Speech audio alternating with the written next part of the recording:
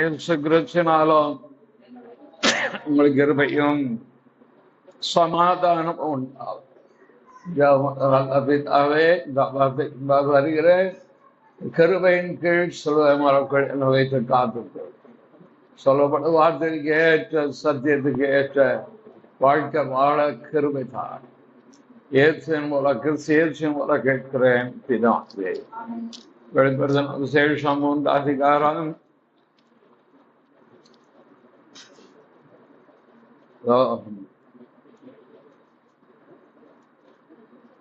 11ஆம் வசனம். ஏதோ சீக்கிரமாகி வருகிறேன், ஒருவன் உன் கிரீடத்தை எடுத்துக்கொள்ளாதபடி உனக்குள்ளதை பற்றி கொண்டு.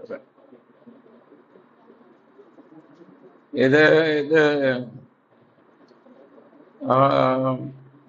தேத்ரா சபைக்கு அவர் சொல்வதை நான் பார்க்கணும். 2:25 உங்களுக்குள்ளதை நான் வரும் அளவும் பற்றிக்கொண்டு. பிலதெல்பியா சபையை ஆண்டவர் எந்த ஒரு குறை காண, அவர் அதில் கண்டதெல்லாம் நன்மையான காரியங்கள்.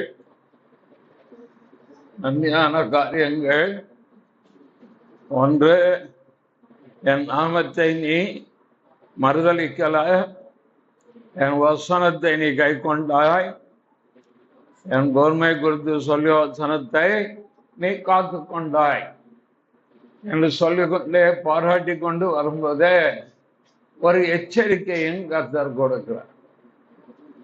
இந்த எச்சரிக்கை என்னவென்றால், இதோ சீக்கிரமாய் வருகிறேன். ஆண்டவருடைய வருகை எப்பொழுது இருக்கும் என்பது நமக்கு யாருக்குமே தெரியாது என்பது நமக்கு என்ன செய்யும், தெரியும். சீக்கிரமாய் என்று சொல்லப்படுகிற வார்த்தையுடைய கால அளவு யாருக்கும் தெரியாது. யாராவது எப்பவுமே அமெரிக்கா வந்து இப்ப இந்தியாவுக்கு வந்து நேராக மழை வரணும்னு நம்பாதீங்க. கர்த்தருடைய நாள் வருது அப்படின்னு சொல்லி ஏற்படுது. யூடியூப்ல என்னெல்லாமோ சொல்லுதாங்க. வரட்டுமே தானா, வரட்டுமே. இப்ப பரீட்சைக்கு ஆயத்தமா பரீட்சைக்கு நல்லா படிச்சுன்னா பரீட்சை போனாலும் வரட்டும், நான் எழுதிடுவேன். இன்னொரு ஆள் வந்து சொல்லுவாங்க, எப்போனாலும் படிச்சு வரட்டும். ஒண்ணுமே படிக்கல. யாருக்கு காலம் வரும்? அறவரையா படிச்சு நுனிப்பூர்மை தான் என்ன வரும்? அன்னைக்கு தலைவலி வந்துடும், வயிற்றுவலி வந்துடும். எல்லாம் நடைமுறையில் உள்ளதான் சொல்றேன். இது எப்போதான் ஏற்றுக்கிறது வருகை எப்போனாலும் வரட்டுமே. நானே சொல்ல எப்போனாலும் வரும், எனக்கு ஒன்றும் பிரச்சனையே இல்லை. இன்னைக்கு வேணாலும் வரும், வந்த போயிடுவேன். நிச்சயம் இருக்க போய் தான் தைரியமா அப்படி வார்த்தை வரும். என்னுடைய டெஸ்டினேஷன் எனக்கு தெரியும். ஊருக்கு புறட்டு போறாங்க ஒருத்தர், எங்க போறீங்க? ஊருக்கு போறேன். எந்த ஊருக்கு? டெல்லி போறேன். அப்படியா? போய் சேர்கிற இடம் அவருக்கு தெரியும். இதே போல ஆவிக்குரிய வாழ்க்கையில், கிறிஸ்தவ வாழ்க்கையில் மரணத்துக்கு அப்புறம் எங்க போறோங்கிறது இப்பவுமே தெரிஞ்சிருக்கணும். அது விசுவாசிக்கும் தெரிஞ்சிருக்கணும், ஊழியக்காரனுக்கும் தெரியும். ஏதோ நம்ம ரட்சிக்கப்பட்டும், ஏதோ கத்துக்கும், ஏதோ வாழ்க்கை நடத்துறோங்கிறதால ஓட்டத்தை முடித்தேன். இது முதல் நீதியின் கிரீடம். எப்ப சொல்றாரு? ஜெதபுரம் சொல்றாரு, வாழ்ந்துகிட்டு இருக்கும் சொல்றாரு. ஓட்டத்தை முடிக்கல, ஆனா சொல்றாரு, நான் ஓட்டத்தை முடித்தேன், விசுவாசத்தை காத்து கொண்டேன். நீதியின் கிரீடம் இது முதல் எனக்காக வைக்கப்படும். உங்களுக்கு ஆண்டவர் எந்த கிரீடத்தை வச்சிருக்காரோ தெரியல. எனக்கு ஆண்டவர் சொன்னது, நீ உத்தமனாக கடைசி வரை இரு, ஒழுங்கா இருன்னு சொல்லல, உத்தமனா நீ கடைசி வரை இரு, உனக்கு நான் ஜீவ கிரீடத்தை தரேன். ஆவியானவர் பேசி எனக்கு சொன்னது அதான். ஆனால்தான் உண்மையா ஊழியம் செய்ய, உண்மையாய் வாழ பிரயாசப்பட்டு கொண்டே இருப்பதுக்கு காரணம், டெஸ்டினேஷன் தெரியும். ஒன்னாவர் வந்தா போகும். எல்லா பூர்ணாய்த்து சொல்லியிருக்காரு. அது என்னது, பூர்ணாயத்துல நீ கல்றைக்கு போக, நல்ல பூர்ணாயத்தில் நீ அடக்கம் பண்ணப்படுவாய். கர்த்தர் எல்லாம் பேசுவார் உங்களுக்கு நித்திய. ஆனால் தான் தைரியம் என்று இந்த ஊழியம் செஞ்சுக்கிட்டே இருக்கிறது காரணம், ஆவியானவர் ரோடு இடைப்பட்டுக்கிட்டே இருந்தீங்கன்னா ஆவியானவர் சொல்லி கொடுத்துக்கிட்டே எங்க போறோம், இதோ சீக்கிரமாய் வருகிறேன். 2 Thessalonians 2:6.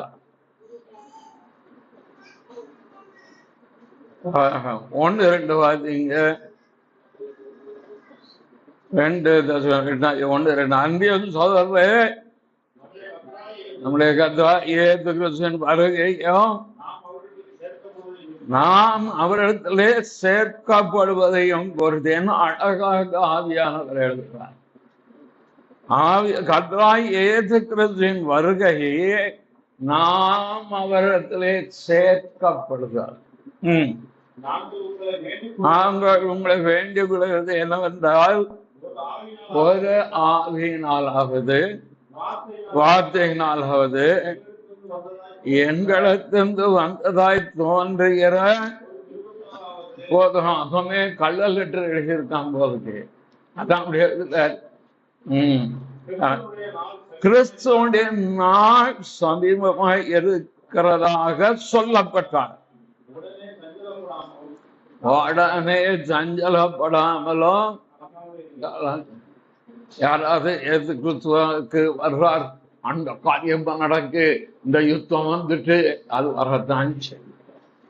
மத்திய 24 ஆண்டவர் சொல்லியிருக்க, யுத்தத்தின் செய்திகள் உண்டு, கொள்ளை நோய்கள் வரும், இதையெல்லாம் குறித்து நீ பயப்பட வேண்டாம், முடிவு உடனே வராது, எல்லாம் ஆரம்பம்.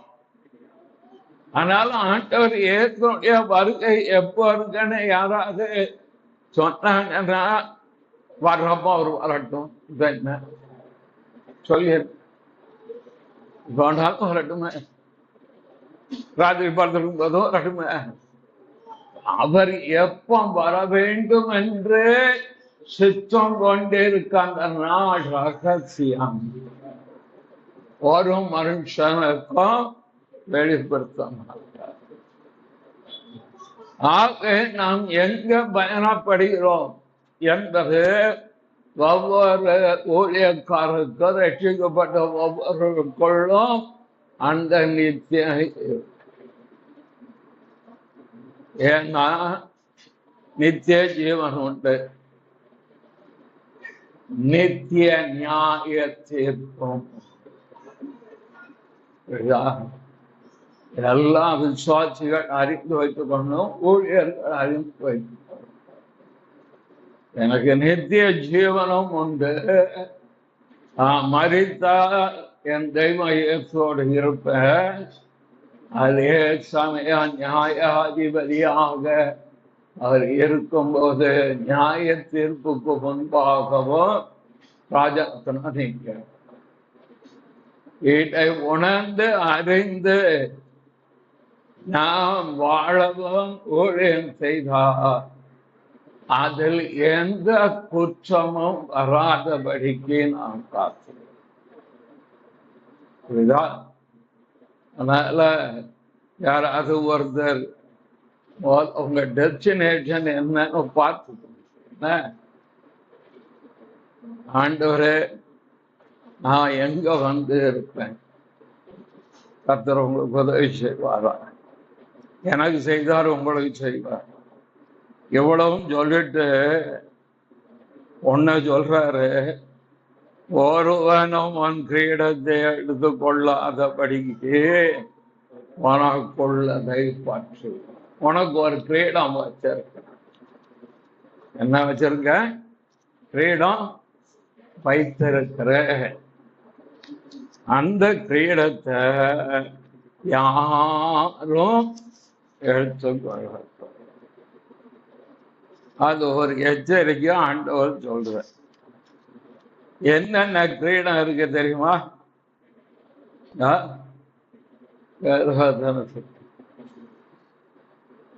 இன்னைக்கு எனக்கு ஒரு காரியம் நடக்கும், அது நடக்குமான்னு சொல்லுங்க ஐயா.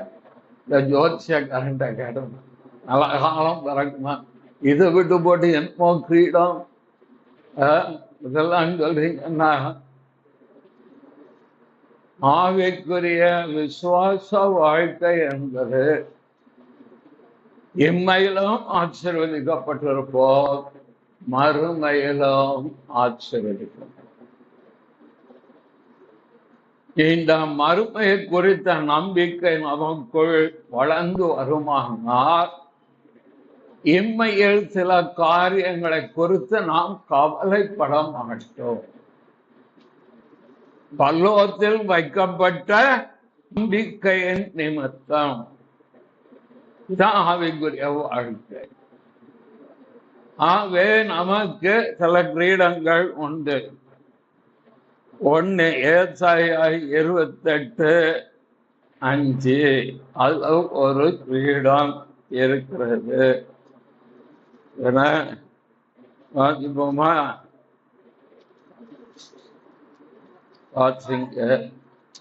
அக்காலத்திலே சேனையின் கர்த்தர் தமது ஜனத்தின் மீதியானவர்களுக்கு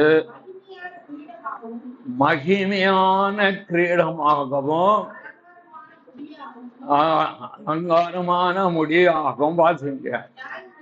நியாயம் விசாரிக்க உட்கார்கிறவனுக்கு நியாயத்தின் ஆதியாகவும் யுத்தத்தை வாசம் மட்டும் திருப்பதின் பராக்கிரமமாகலாம்.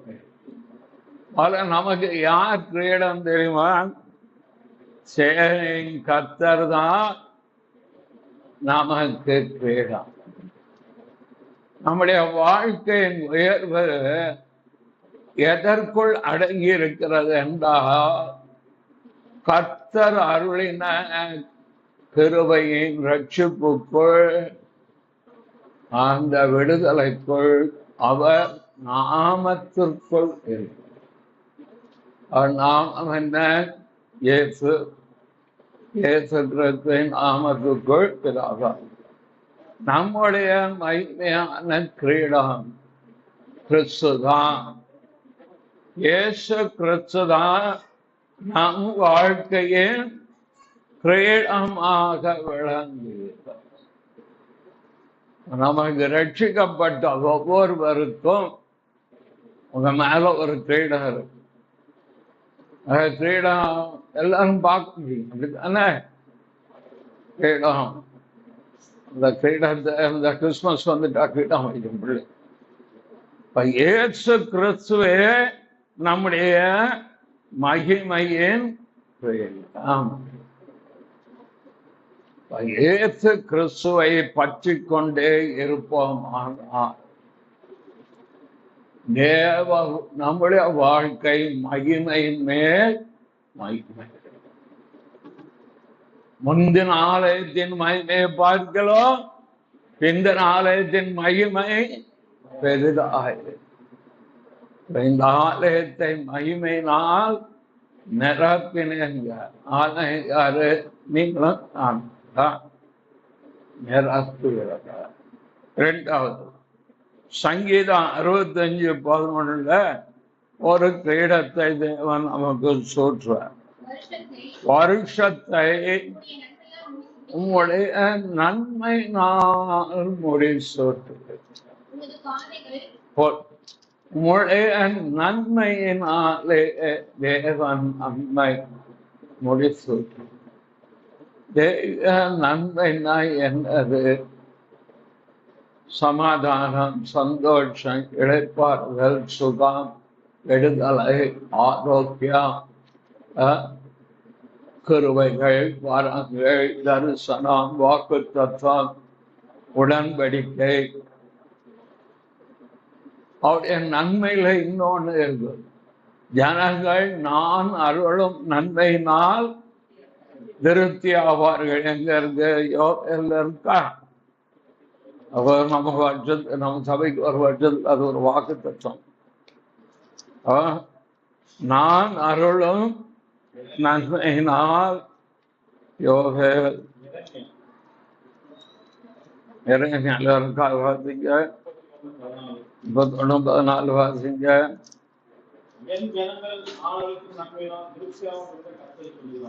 அவர் அடிக்கிற நன்மை என்னது சொல்லிட்டாரு. நான் அழிக்கிற நன்மையினால் சரி. அவர் அழிக்கிற நன்மை என்னது? யோகேல்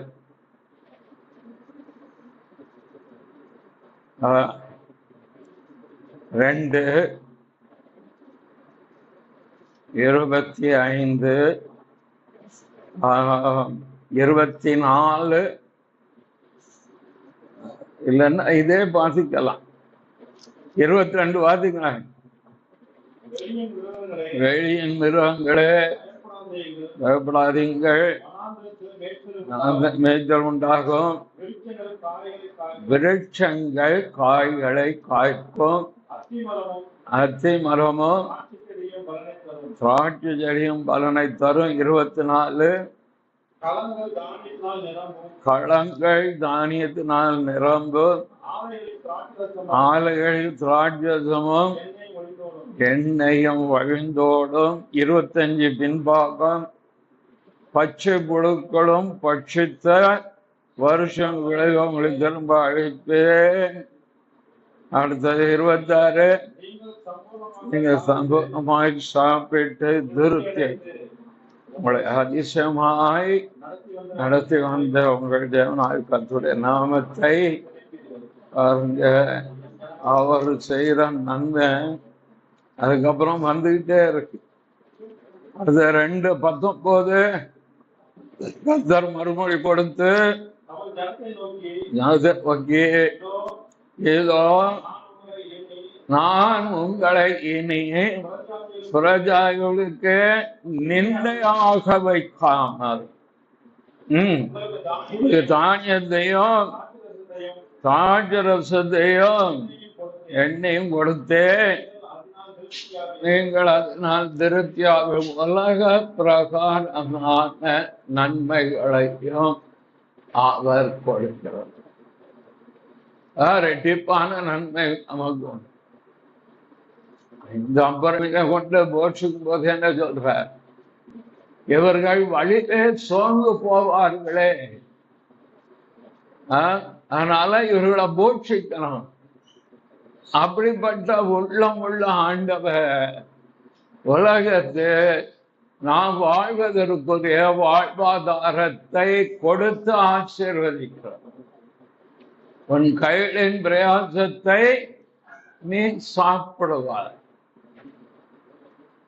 நீ விதைப்பதும் இன்னொரு அறுப்பதும் கிடையாது.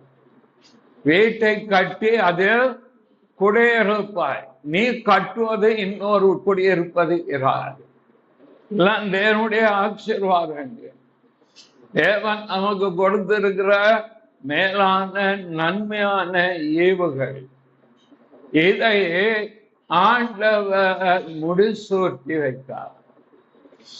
குடும்பம் ஆசீர்வதிக்கப்படும். குடும்பத்திலே தேவன் நாம் படுகிற பிரயாசத்துக்குரிய பலனை, அவள் கைகளின் பிரயாசத்தை அவளுக்கு கொடுங்கள் எங்க இருக்கு? நீதிமொழிகள் 31 இருக்கு. அந்த பிரயாசங்களை அனுபவிக்கத்தக்க கிருபையை, அனுகிரகத்தை கர்த்தர் நன்மையாக முடிசூட்டி வைக்கிறார். இந்த வருஷத்துக்குரிய நன்மையை நான் அனுபவிக்கணும். இந்த வருஷ துவக்கத்திலிருந்து இதுவரைக்கும் நடத்தியிருக்கிறேன். இந்த வருஷத்துல என் குடும்பத்துக்குள்ள, என் ஊழியத்துக்குள்ள, என் சபைக்குள்ள, என் ஆன்மாக்குள், என் சரீரத்துக்குள், என் ஆவிக்குள் நான் நன்மையை நான் அனுபவிக்கணும். முடிசூட்டுகிறவன். நீதிமொழிகள் 12:4. நீதிமொழிகள் 12:4. குணசாலியான ஸ்திரீ தன் புருஷனுக்கு கிரீடமாய் இருக்கிறாள். போதும் போதும் போதும், அடுத்தது வேண்டாம். இதோட பாட்டுங்க. வசனம் கையாளும் போது மிக கவனமா இருக்கணும். ஏன் பின்பாகம் என்று சொல்கிறோம், ஏன் முன்பாகம் என்று சொல்கிறோம்? என் நடுவில் இருந்து பார்த்தீங்கன்னா அந்த வார்த்தைக்குள் தான் தேவனுடைய செய்தி அடங்கியது. அந்த நேரத்தில் அதை எடுத்து கரெக்டா பார்த்தாதான் அந்த தேவன் தான் சொல்ல விரும்புகிறத அந்த ஆத்மாவுக்கு பேசுவார். மாத்திட்டீங்கன்னா பிரச்சனையா போயிடும். ஆனா தான் எப்போதுமே முன்பாகம், பின்பாகம், நடுப்பாகம் என்று சொல்வதற்கு வசனத்தை சரியா கையாளன்னு வைங்க, அது இருபுறம் உள்ள பட்டயம் அது நம்மளை கீறி ஸ்கிராட்ச் போட்டு. அதனால்தான் கவனமா இருந்து வசனம். இப்ப பாத்தீங்க 12:4 என்ன சொல்லுது? குணசாலியான ஸ்திரீ தன் புருஷனுக்கு கிரீடமாக இருக்கிறாள். சரி, என்ன ஒரு பக்கமா வருத? புருஷன் குணசாலியா இருக்கான். கிறிஸ்துவுக்குள் ஆனந்தமில்லை, ரெண்டு பேரும் சமம் என்பதை கிறிஸ்தவ வாழ்க்கை வெளிப்படுத்தி கொடுக்கிறது. ஆகவே புருஷன் குழந்தாலியா இருந்தானா அவன் மனைவிக்கு கிரீடம், மனைவி குணத்தாலியா இருந்தா யாருக்கு கிரீடம்? புருஷனுக்கு கிரீடம். மொத்தத்துல குடும்பத்துக்கு கிரீடம். இந்த குணத்தாலியை பத்தி நீங்க படிக்கணும்னா எங்க படிக்கணும் தெரியுமா? நீதிமொழிகள் 31 வாசிப்பீர்களா? நீதிமொழிகள் 10ஆம் வசனம். குணசாலியான ஸ்திரியை கண்டுபிடிப்பவன் யார்? இதுல இருந்து நீங்க கடைத்தர வார்த்தை வாசிக்கணும். கர்த்தாவே இதுபடி என் லைஃப் இருக்கா? நான் பார்த்திருக்கேன். நான் புரிஞ்சம் தானே.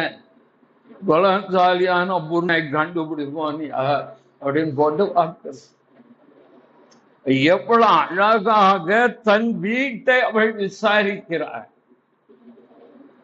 இதே மாதிரி நான் ஊழியக்கார என் சபையும் குடும்பத்தையும் விசாரிக்கணும், சபை மக்களையும் விசாரிக்கணும். யாருக்கு வந்த விருந்தோ யாருக்கோ எழுதியிருக்கேன்ட்டு போனீங்கன்னா உங்க போக்கிலே போக வேண்டியதான். ஆண்டவர் ஏன் இதை வைத்திருக்கிறார் அப்படின்னா, ஒரு குணசாலியான புருஷனோ அல்ல குணசாலியான ஸ்திரீயோ முதலாவது தன் வீட்டின் காரியம் எப்படி இருக்கிறது என்பதை அவள் என்ன செய்கிறார்? கண்ணோக்கமாயிருக்கு. 27 வாதிங்கள. அவள் சோம்பலின் அப்பத்தை புசியாமல் தன் வீட்டுக்காரியம் எப்படி நடக்கிறது என்று கண்ணோக்கமா. சோம்பேறியான ஊழியக்காரனா இருக்க விரும்பல. தேவனுக்கென்று அவர் சொல்றதை செய்யக்கூடிய சுறுசுறுப்பான ஒரு ஊழியக்காரனா இருக்கிறாங்க. சோம்பேறித்தனத்தை பற்றிய ஒரு இது நான் எழுதி பக்கத்திலே இருக்கு. சோம்பேறி 13 காரியம் இருக்கு. சோம்பேறி சமைக்க மாட்டாங்களாம், வேண்டாம் விட்டுருவான். சோம்பேறித்தனம் கரையானை போல வாழ்க்கையை அது அரித்து கெடுத்து.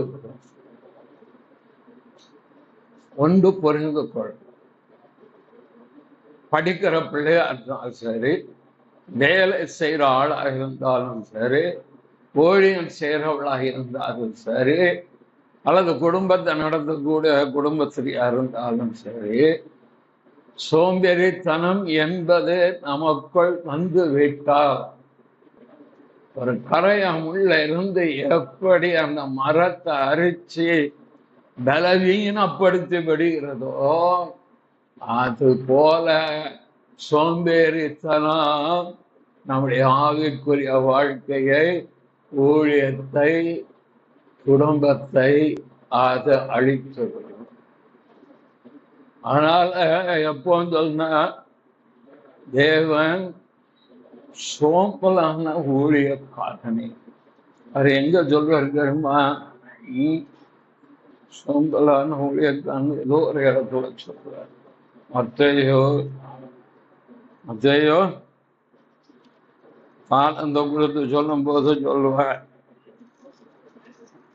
மத்தேயு சுவிசேஷம் 25:26 அவனுடைய எஜமான் பிரதியுத்தரமாக, பொல்லாதவனோ சோம்பனுமான ஊழியக்காரனே.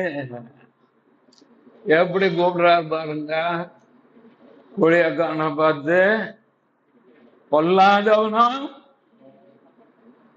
சோம்பலான ஊழியக்காரன்.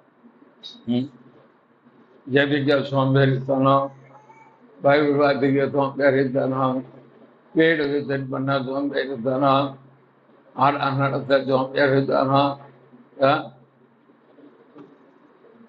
ஆண்டு சொல்றோம் கணக்க கொடு, நீர் மோதமான ஆகல, எனக்கு ஒன்னே ஒரு தாளம் தானே தந்து அவனுக்கு 10 கொடுத்து அவரு எப்படி பாடுற, எப்படி கேட்சியோ போடுற, எப்படி ஆடுறது, நம்ம வர கேட்க நமக்கே பிரியம் இல்லை. எப்படின்னு எனக்கு கொடுத்துருக்கீரா, நான் இருந்தா கொடுத்தா நான் எப்படி செஞ்சிருப்பான்? உனக்கு கொடுத்ததுல நீ என்ன செய்த? இதான் கருத்து. உனக்கு நான் ஒரு வரம் கொடுத்தேன்ல, ஞானத்தை போதிக்கும் வசனம், அறிவை உனக்கு வசனம். 1978 ஆகஸ்ட் 29 மாலை 7:30 மணிக்கு கொடுத்தல்ல உனக்கு. எல்லாதோட எழுக்கோபால் அழைக்கிற தெய்வம், சொற்பொழிவு ஆற்றுகிற தரம் இல்லாத உனக்கு என் வார்த்தை சொல்ல கொடுத்தல்ல, அத நீ என்ன செய்த? அதான் பேசிக்கிட்டே இங்க 2 பேரும் உட்கார வச்சு 2 மணி நேரம் பேசு, எனக்கு ஓடவும் முடியாது. நீ பேசு, நீ பேசிக்கிட்டே இருக்கான், சொல்றத நீ சொல்லிட்டு இருக்கான். அதுக்குதான் நீ என் வாய், நான் சொல்றதை நீ சொல்லணும். சரி சரி ஆண்டவரே சொல்றேன்.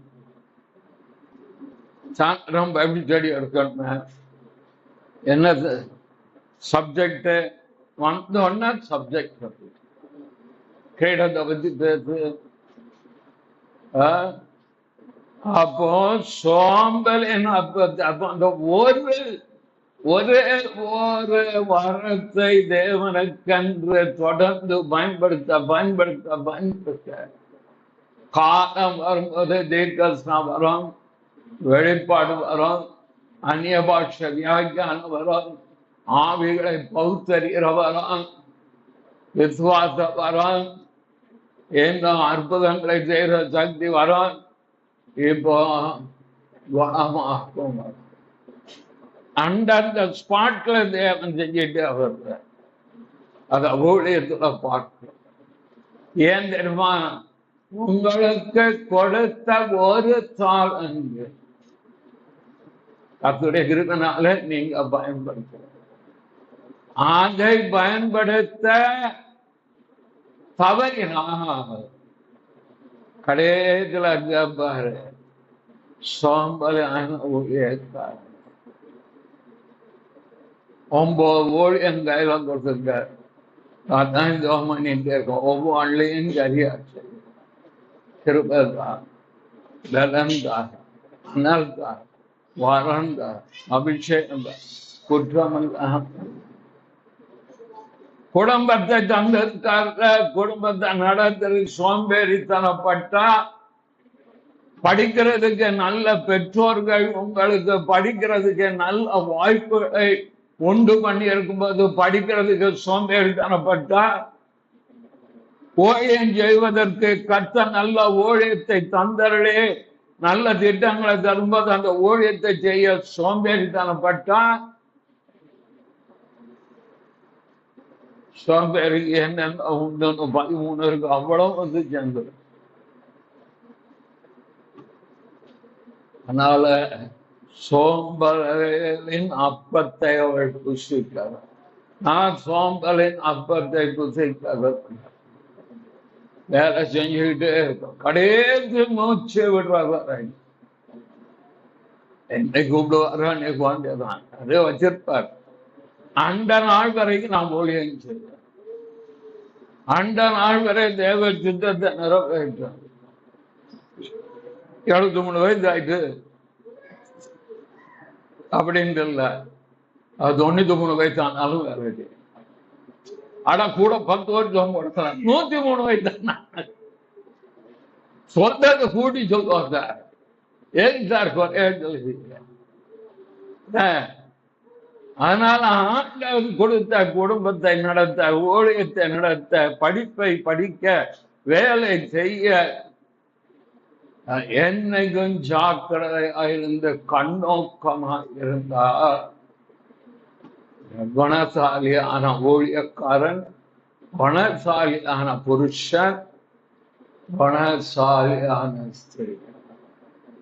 ஏன்னா நீங்க தான் உங்க வீட்டின் கிரீடம். அதனால பம்பரமா வேலை செய்யுங்க. Okay, God bless. நீதிமொழிகள் 17:6. நீதிமொழிகள் 17:6 பார்த்தீங்க. பிள்ளைகளின் பிள்ளைகள் முதியோருக்கு கிரீடம். போதும். முதியோர் முதியோர் மனைவியே முதியோர். எங்களுக்கு யார் கிரீடம்? பிள்ளைகளின் பிள்ளை, பேர பிள்ளைகள் தான் எங்களுக்கு கிரீடம். உங்களுக்கும் உங்க பிள்ளைகள் கல்யாணம் பிள்ளை வந்த பிறகு, தாத்தா பாட்டிங்கிற எங்கள் லைன்குள்ள வந்த பிறகு உங்களுக்கு இன்னொரு அடிஷனல் கிரீடம் வந்து சேரும். அந்த கிரீடம் நான் பிள்ளைகளின் கிரீடம். கர்த்தர் எவ்வளவு அழகாக எழுதி வைக்கிறார். பிள்ளைகளின் பிள்ளைகள், பிள்ளைகள் கிரீடங்கள, பிள்ளைகளின் பிள்ளைகள் முதியோருக்கு கிரீடம். வயதான காலத்திலையும் ஆண்டவர் பொதுவாக யூனிவர்சல் லா ஒன்று உண்டு. புரிஞ்சுக்கணும். யூனிவர்ஸ் சர்வதேச ஒரு சட்டம் அணுக்குலத்துக்குள்ள வந்து பிள்ளைகிட்ட நம்ம டீல் பண்ண மாதிரி பேர பிள்ளைகிட்ட டீல் பண்ண மாதிரி. புரியுதா? பேர பிள்ளைகிட்ட எப்போதும் சாஃப்ட் கார்னர் இருந்துகிட்டே பிள்ளைகள் கேட்கான், அவனை நடத்தின மாதிரியா எங்கிட்ட நடத்துறீங்க? எங்களை என்ன வரது படி அங்க உட்கார, இங்க உட்கார, அங்க என்ன இங்க என்ன பார்க்க. ஆனா பேத்தி கேட்டோம்னா போய் செய்யறது. இருந்த இடத்துல இருந்து எங்களை வேலை வாங்கின நீர் பேத்தி சொன்ன எந்திரிச்சு போய் சொல்லாமல் செய்வீங்க. உங்களுக்கு இப்ப புரிய, ஏன்னா அது அந்த லெவலுக்கு வந்தோடனே இயற்கையாகவே அந்த குணம் மாறும். அடிக்கடி அநேகர் சொல்றத கேட்டிருக்கேன். ராஜரசனம் பிள்ளைகிட்ட நடந்த மாதிரி பேர பிள்ளைகிட்ட நடக்க முடியல. அது பெரிய பிள்ளைகள் பிரச்சனை பண்ணுது. அது எல்லாருக்கும் ஒரு இது ஏன்னா அவங்க நம்முடைய கிரீடம், தேவன் கொடுத்த ஈவு, தேவனுடைய தயவு. சங்கீதம் 8:5 சங்கீதம் 8:5 பாத்தீங்க.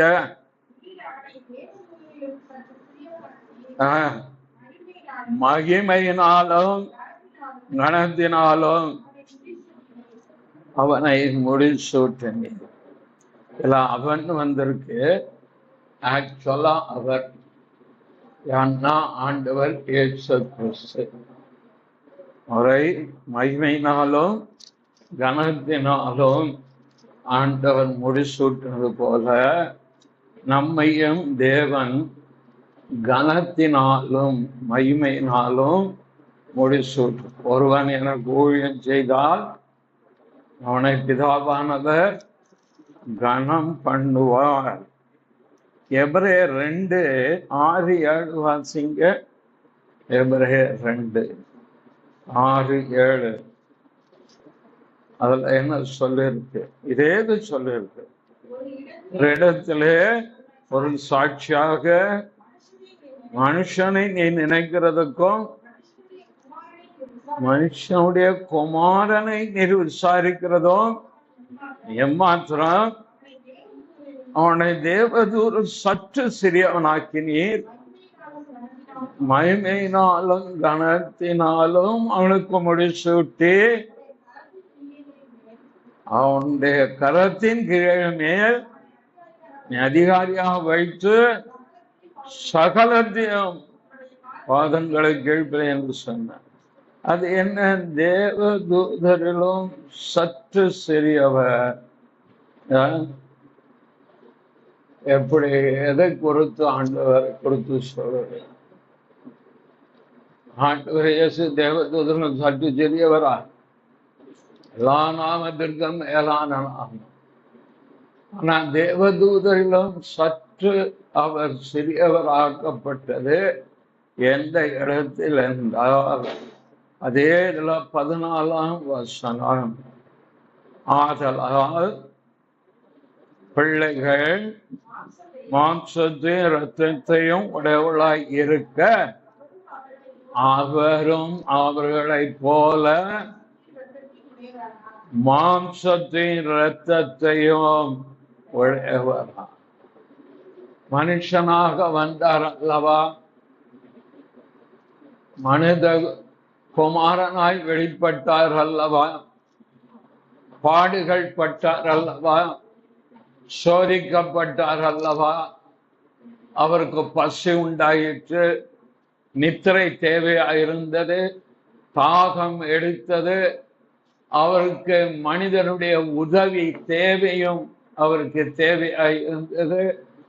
இதெல்லாம் எந்த தேவதூதனுக்கும் தேவை.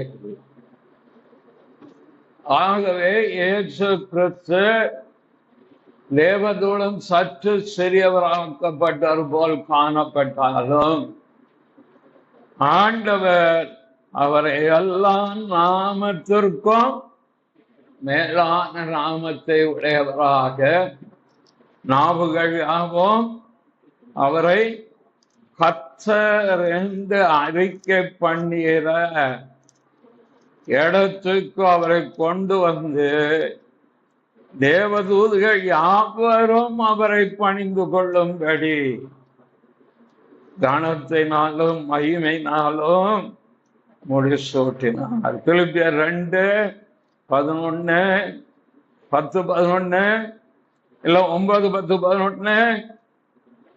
ஆதலால் தேவன் எல்லாவற்றுக்கும் மேலாக அவரை உயர்த்தி தேவதூதருக்கு கீழே இருந்த மாதிரி காணப்பட்டது. ஆனால் எல்லாவற்றுக்கும் மேலாக உயர்த்தி இயேசுவின் நாமத்தில் வானோர் பூதலத்தோர் பூமியின் கீழானுடைய முழங்கால் யாவும் முடங்கும்படிக்கும் பிதாவாகிய தேவனுக்கு மகிமையாக. இப்ப புரிஞ்சுக்கோங்க எப்படி மகிமையினால் முடிசூட்டினார். பிதாவாகிய தேவனுக்கு மகிமையாக இயேசு கிறிஸ்து கர்த்தரென்று நாவுகள் ஆவும் அறிக்கை பண்ணும்படிக்கும் எல்லா நாமத்திற்கு மேலான நாமத்தை அவருக்கு